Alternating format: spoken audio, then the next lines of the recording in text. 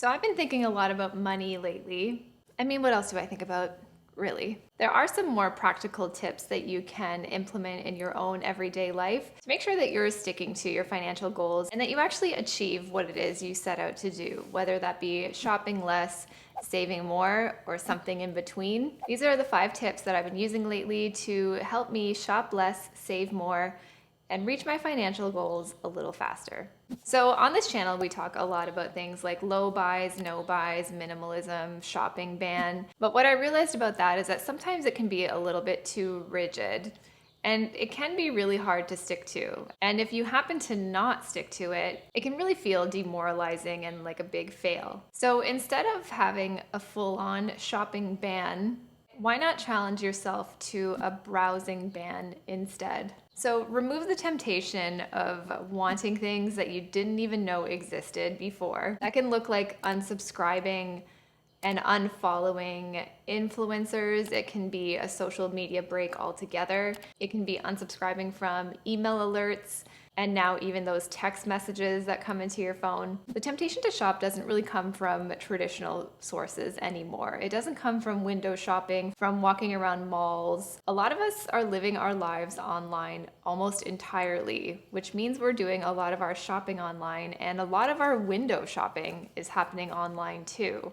And that makes it really hard because it's in our face a lot. But adapting to the world that we're in today and finding a way to filter out the noise and filter out wants that we didn't really know existed before, I find can really help stick to your financial goals and your shopping goals. And for me, out of sight really is out of mind. I really find I don't focus on wanting things if I don't know they exist. And some of us, if we want to change our shopping habits, I think doing a complete shopping ban can be helpful if you do find being on that extreme can help. Sometimes that cold turkey thing is really useful. But if you want to make some long-term changes in how you shop and why you shop and make it more of a habit and a lifestyle rather than some sort of crash diet that is only temporary in your life, I think a way that you can actually implement shopping less more concretely in your life is by setting a limit. It's one thing to say that, yeah, I want to shop less, but have really no idea of how often you're doing it, how much you're bringing in, and even how much you're spending.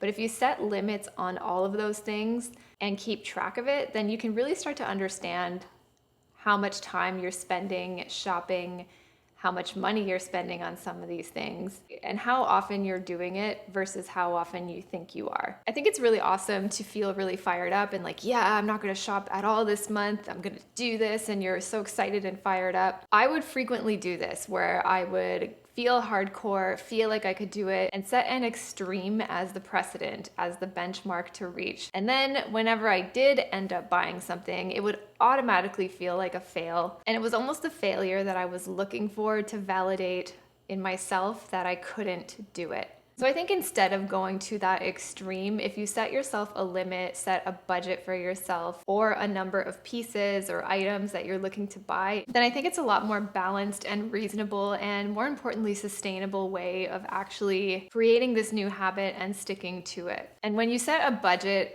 or a number limit on the things that you want to buy, it makes that purchase feel a lot more purposeful, a lot more planned. And you're not doing things like moving money around or finding ways to justify the purchase even more than you really need to. The money has a spot it's allocated for, and it was meant to be spent that way because that's how you wanted to spend it and you planned for it. So that's why, for example, at the beginning of this year, I set myself a clothing limit, and I also made plans about what clothing I wanted to buy versus not buy. Because as much as I want to believe that I can be this perfect minimalist and not buy anything and be this exemplary low buy hero, that's not what's going to work out in reality. And instead of fighting against that all the time and feeling like I failed over and over and over again, I set some boundaries, I set some limits, and focusing on sticking to that feels reasonable, feels a lot more sustainable, a lot kinder, and ultimately feels like it's actually doable.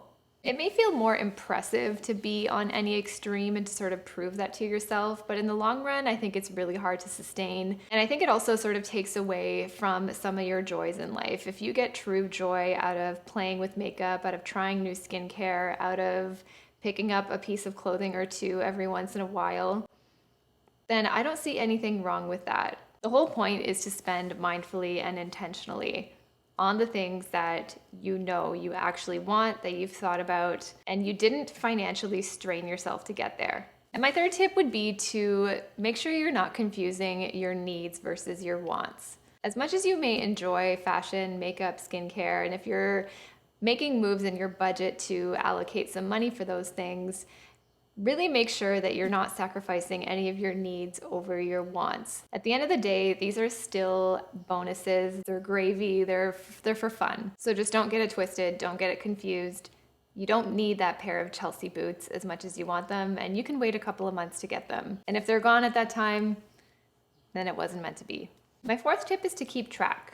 Whether you do this on a spreadsheet, with your budget, on your notes app on your phone, however you want to do it, keep track of what it is you're buying, what you're spending money on, and how much it is that you spent. I actually do this on every single spending category in my budget. I do it with food, coffee, alcohol, clothing, rent. I do it for everything. But if that's a little bit overwhelming for you, then you can definitely just start in tracking what it is that you're trying to spend less on, or whatever your goal is. Keeping track for me just keeps it transparent and keeps it pretty no nonsense. It gives me an idea of how much I've bought already, how much I've spent already, and how much I have left. So for example, this year I set a clothing limit of 10 items that I could buy and add to my wardrobe this year. And I've been keeping track of that on a spreadsheet. I will leave it linked right here for you. It's nothing fancy at all. It's just on a Google Drive. And whenever I notice that I want something, I will go back to that spreadsheet, write down what it is I saw, how much it costs,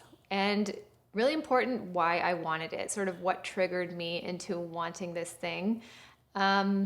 And all of these things, like why I wanted it and including the price, really helps me start to think about how exactly I'm going to get this thing and if it's worth it for me. So keeping track of things however you want to do it, it really just helps you check in with yourself and just create more space between your money and that thing. And with that space, you have a little bit more time to think about it. You have time to decide if you even remember that you want it, or you have time to forget about it. And with keeping track too, it also really helps me kind of check in with how much I've bought already, because if you don't really have a reference point or a way that you're keeping track, it really is difficult to sort of get a sense of where you are and how close to your goal you may or may not have been. For me, whenever I have assumptions floating around in my head, they're usually pretty inaccurate, and I usually tend to bias my thoughts towards thinking I'm doing better than I actually am. So if you have either a list or a spreadsheet or however you want to do it, and checking in with that tracking system will help you get a sense of where you're at and how much more wiggle room you have to go. Because if I've maxed out my clothing limit or my financial limit on a certain thing, then it'll really start to get me thinking about whether or not I really want that thing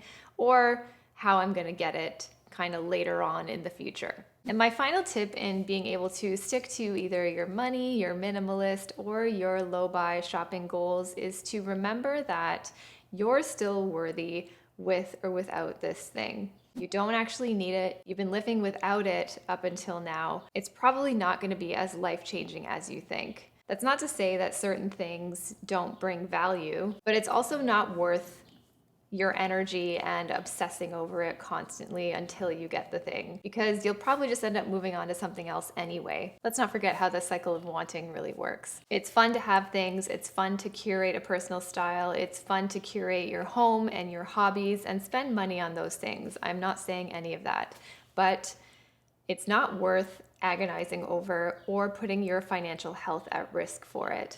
I hope these sort of tips help you stick to your money, your shopping, or whatever other goals you have. Let me know down below if there's any other ways or tips that you have that have helped you sort of stay on track and reach whatever goal that you wanted for yourself. Leave this video a thumbs up if you liked it. It really does help out my channel a lot. And if you aren't already, please subscribe. See you in the next one. Bye.